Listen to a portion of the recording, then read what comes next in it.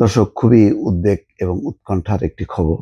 ৩ শিল্প এলাকায় ৭ মাসে বন্ধ ৯৫টি কারখানা এবং সব ঢাকার কাছাকাছি, ঢাকা সংলগ্ন ৩টা শিল্প এলাকায় ৭ মাসে বন্ধ ৯৫টি কারখানা। কারণ কি? কয়েকটি কারণ। একটা, সাধারণভাবে তো শিল্প অসন্তোষ আছেই।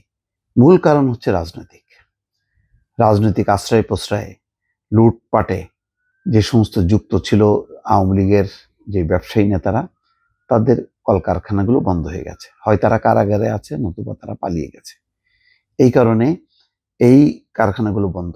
অথচ এই কারখানাগুলোতে ৬২,০০০-এর উপরে মানুষ চাকরি করতো, এখন তারা বেকার।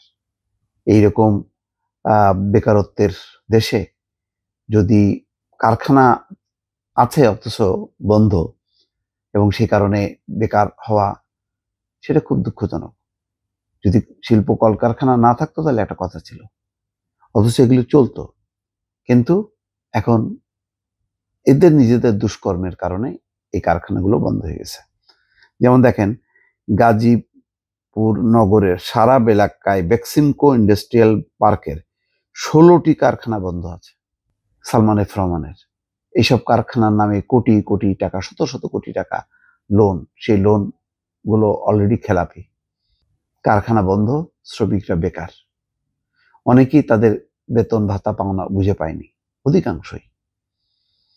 সম্প্রতি দেখলাম যে ওই সরকার দায়িত্ব নিয়েছে, বেক্সিমকোর যেই শ্রমিক কর্মচারী, তাদের পাওনা পরিশোধ করে দেবে।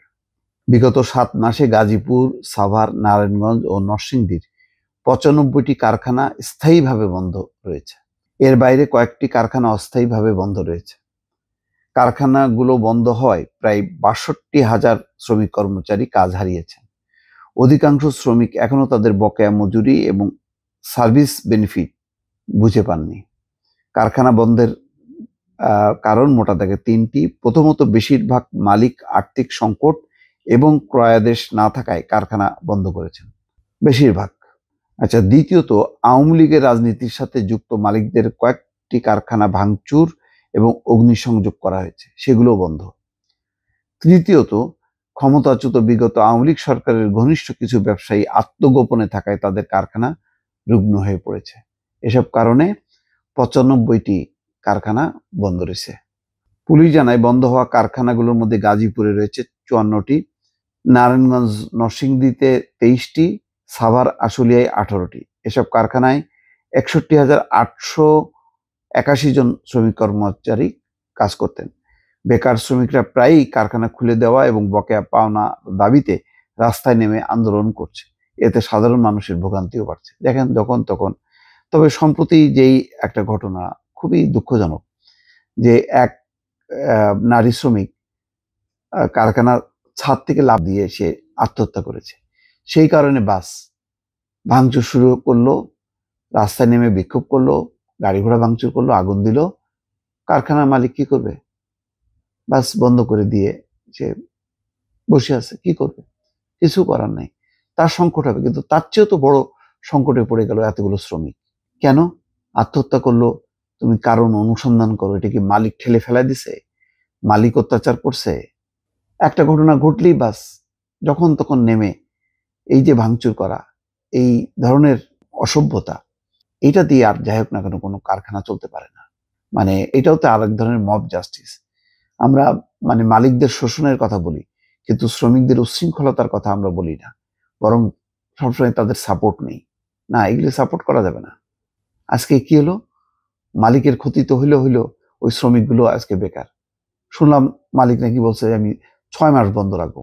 ঠিক আছে, দেখি কি হয়। বিকেএমই এর সভাপতি মোহাম্মদ হাতেম বলছেন, হঠাৎ বন্ধ হয়ে যাওয়ায় কারখানা শ্রমিকদের বকেয়া বেতন ভাতা জোগাড় করতে অনেক কাঠখড় পোড়াতে হচ্ছে। প্রায় সবকটি কারখানার শ্রমিকদের ক্ষতিপূরণ বাকি আছে। এক প্রশ্নের জবাবে তিনি বলেন, বেকার হওয়া শ্রমিকদের কেউ কেউ চাকরি পাচ্ছেন, কেউ কেউ গ্রামে চলে যাচ্ছেন, অনেকে বেকার থাকছেন। এটা কোনো ভালো চিত্র না। এখন বরং হাসিনা মুক্ত বাংলাদেশে নতুন শিল্প কারখানা, অবস্থিত কারখানাগুলো পুরো দমে তারা স্বাধীনভাবে কাজ করবে। আর এটাও একটা শিক্ষা যে এই যে ব্যবসায়ীদের রাজনীতি থেকে দূরে থাকতে হবে।